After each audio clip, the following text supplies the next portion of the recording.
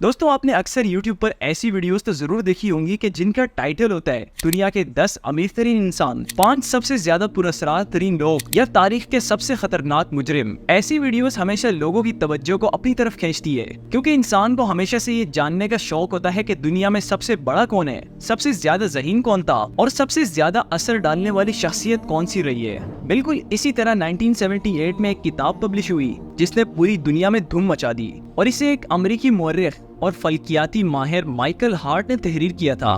दोस्तों ये कोई आम सी किताब नहीं थी बल्कि ये उन 100 लोगों की फहरिस्त थी कि जिन्होंने दुनिया की तारीख में सबसे गहरा असर डाला। इस फहरिस्त में ग्राहम बेल से लेकर थॉमस एडिसन, आइंस्टाइन से लेकर अरस्तु और क्रिस्टोफर कोलंबस से लेकर आइजैक न्यूटन तक हर मैदान के बड़े और नामवर लोग शामिल थे। लेकिन सबसे हैरानकुन बात ये थी कि इस फहरिस्त में सबसे ऊपर यानी पहले नंबर पर हमारे प्यारे नबी हजरत मोहम्मद सल्लल्लाहु अलैहि वसल्लम का नाम था।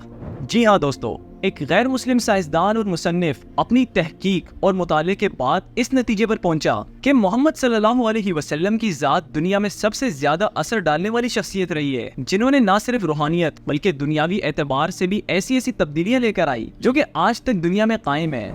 इस किताब द 100 के मुसन्निफ माइकल हार्ट ने हजरत मोहम्मद सल्लल्लाहु अलैहि वसल्लम को फहरिस्त में सबसे ऊपर रखने के लिए एक निहायत दिलचस्प और अहम वजह बयान की। वो लिखते हैं कि मेरा मोहम्मद सल्लल्लाहु अलैहि वसल्लम को दुनिया के सबसे बासर इंसानों की फहरिस्त में पहले नंबर पर रखना कुछ लोगों के लिए हैरानकुन हो सकता है और शायद कुछ लोग इस पर सवाल भी उठाएं, लेकिन वो वाहिद इंसान है जो मजहबी और दुनियावी दोनों मैदानों में गैर मामूली कामयाबियां हासिल करने में कामयाब रहे हैं।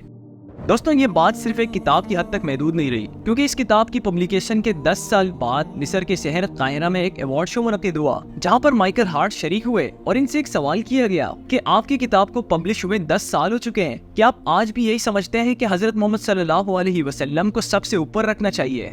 इस पर हार्ट ने पूरे यकीन से जवाब दिया कि ये लिस्ट 100 अफराद की हो या 200 या 300 अफराद की, मोहम्मद सल्लल्लाहु अलैहि वसल्लम का मकाम बदस्तूर सबसे ऊपर ही रहेगा। जब मैंने बासर शख्सियात का तज्जिया शुरू किया तो मैंने चंद बुनियादी पैरामीटर्स देखी है। इनमें सबसे अहम मयार ये था कि किसी शख्सियत ने इंसानियत पर कितना गहरा, वसी और देर पा असर डाला, और मोहम्मद सल्लल्लाहु अलैहि वसल्लम की कामयाबी जो इन्होंने मजहब और दुनियावी मामलात दोनों में हासिल की, तारीख में ऐसी कोई मिसाल नहीं मिलती। वो मजीद कहते हैं कि इखलाकी, फलसफा और कानून के हर पहलू से इस्लाम एक मुकम्मल तरीन निज़ाम जिंदगी है और मोहम्मद सल्लल्लाहु अलैहि वसल्लम एक ऐसे कामिल तरीन इंसान है जो अपने हर पहलू में बेमिसाल है। दोस्तों नबी करीम सल्लल्लाहु अलैहि वसल्लम की शख्सियत सिर्फ मुसलमानों तक ही महदूद नहीं है, बल्कि दुनिया के नामवर सियासतदान, साइंसदान और मुसन्निफीन ने भी आप सल्लल्लाहु अलैहि वसल्लम की शख्सियत का एतराफ़ किया है। इन्हीं में से एक नामवर जर्मन सियासतदान और सिफारतकार ओटो वॉन बिस्मार्क भी थे, जिन्हें प्रिंस बिस्मार्क या ड्यूक ऑफ लवेनबर्ग भी कहा जाता था। इन्होंने रसूलुल्लाह सल्लल्लाहु अलैहि वसल्लम के बारे में एक बेहद मुतासिरकुन बात कही, ए मोहम्मद, मुझे अफसोस है कि हम एक ही ज़माने में मौजूद नहीं थे। ये किताब जिसकी तुम न सिर्फ मौल्लिम हो बल्कि इसके मुबल्लिग भी, तुम्हारी अपनी तसनीफ नहीं हो सकती, क्योंकि ये एक इल्हामी किताब है। इसके इलाही होने से इनकार करना जदीद साइंसी इल्म का इनकार करने जैसा मुज़ाहिका खेज अमल होगा। इंसानियत ने सिर्फ एक बार तुम जैसी ज़बरदस्त क़ुव्वत को देखा है और आइंदा कभी भी तुम जैसी अक्ल व किरदार वाली हस्ती को नहीं देख सकेगी। दोस्तों महात्मा गांधी, जो कि पूरी दुनिया में नॉन वायलेंस और अमन के नुमाइंदे माने जाते हैं, इन्होंने भी नबी करीम सल्लल्लाहु अलैहि वसल्लम के बारे में कुछ कहा है। वो कहते हैं कि मैं उस शख्स की जिंदगी को समझना चाहता था जिसने बगैर किसी लड़ाई झगड़े के लाखों दिलों को जीत लिया। जब मैं नबी सल्लल्लाहु अलैहि वसल्लम की जिंदगी की कहानी पढ़ता हूँ तो मुझे यकीन हो जाता है कि इस्लाम तलवार के जोर पर नहीं फैला। नबी सल्लल्लाहु अलैहि वसल्लम ने हमेशा अपने आप को पीछे रखा, जो बात कही उस पर खुद भी अमल किया और अपने साथियों के लिए हमेशा सिंसियर रहे और हर मुश्किल में अपने दीन का पैगाम पहुँचाते रहे। जब एक इंसान के अंदर ये सारी खूबियां हो तो इसे लोगों पर जबरदस्ती करने की जरूरत ही नहीं पड़ती। मुझे अफसोस सिर्फ इस बात का हुआ है कि जब मैं उनकी जिंदगी पर लिखी हुई किताब की दूसरी जिल्द मुकम्मल कर चुका तो आगे पढ़ने को कुछ नहीं बचा, क्योंकि मैं उनकी हैरानकुन जिंदगी के बारे में और भी जानना चाहता था। थॉमस कार्लाइल, जो कि स्कॉटलैंड के एक मशहूर मुसन्निफ और दानिश्वर थे, इन्होंने नबी करीम सल्लल्लाहु अलैहि वसल्लम के बारे में कहा है कि जो कुछ मगरिबी लोगों ने नबी करीम सल्लल्लाहु अलैहि वसल्लम के बारे में कहा वो शर्मनाक है। इन्हें ऐसे पेश किया गया जैसे वो नाउजुबिल्लाह कुछ गलत कर रहे थे। لیکن حقیقت یہ ہے کہ ایک اکیلا شخص جس کے پاس نہ کوئی فوج تھی، نہ دولت، نہ حکومت، وہ کیسے صرف چند سالوں میں ایسے جنگوں میں گھری ہوئی بکھری ہوئی قوم کو متحد کر دیتا ہے، اور صرف 20 سال سے بھی کم وقت میں وہ قوم اتنی طاقتور، باعزت اور مہذب بن جاتی ہے کہ دنیا اسے ماننے پر مجبور ہو جاتی ہے۔ محمد صلی اللہ علیہ وسلم ایک خاموش، سادہ لیکن ایک عظیم انسان تھے۔ وہ ان لوگوں میں سے تھے جو دنیا میں تبدیلی لاتے ہیں لیکن خود شہرت کی خواہش نہیں رکھتے۔ دنیا نے انہیں نہیں بلایا بلکہ وہ خود اپنے مشن کے لیے اٹھے اور دنیا کو بدل دیا۔ ماؤنٹ گومری واٹ ایک مشہور مورخ، پادری اور اسکالر تھے۔ انہوں نے نبی کریم صلی اللہ علیہ وسلم کے بارے میں لکھا ہے، نبی صلی اللہ علیہ وسلم نے اپنے عقیدے کی خاطر ظلم سہنے کو برداشت کیا، کبھی پیچھے نہیں ہٹے۔ ان کے ساتھیوں کا حوصلہ اور ان کا نبی پر ایمان بتاتا ہے کہ وہ انہیں صرف ایک رہنما ہی نہیں بلکہ ایک عظیم انسان مانتے تھے۔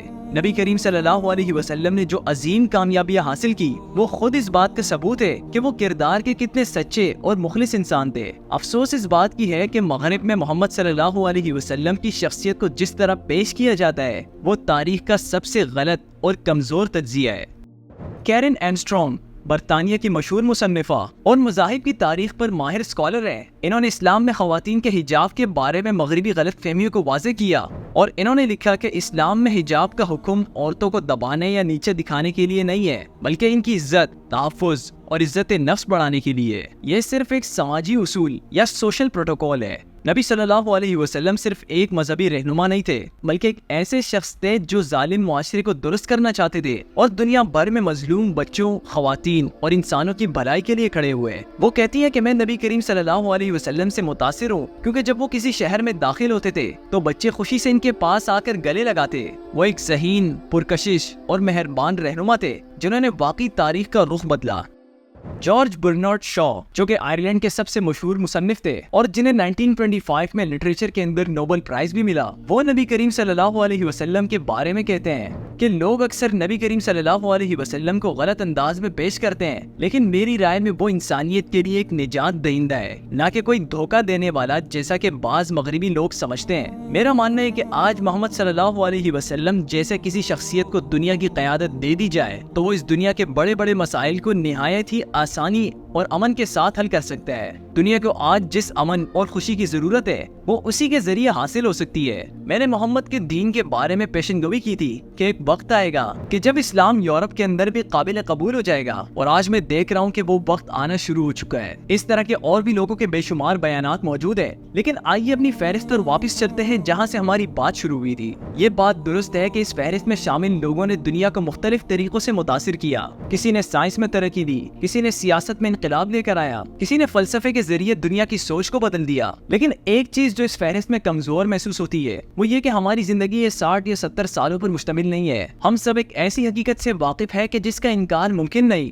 اور وہ ہے موت۔ یہ دنیا کی زندگی عارضی ہے۔ اصل کامیابی اس زندگی کی ہے جو موت کے بعد شروع ہوتی ہے، اور جب ہم اس پوائنٹ آف ویو سے دیکھتے ہیں تو نبی کریم صلی اللہ علیہ وسلم کی زندگی صرف دنیا میں ہی نہیں بلکہ آخرت کے لیے بھی ایک رہنمائی کا ذریعہ بن جاتی ہے۔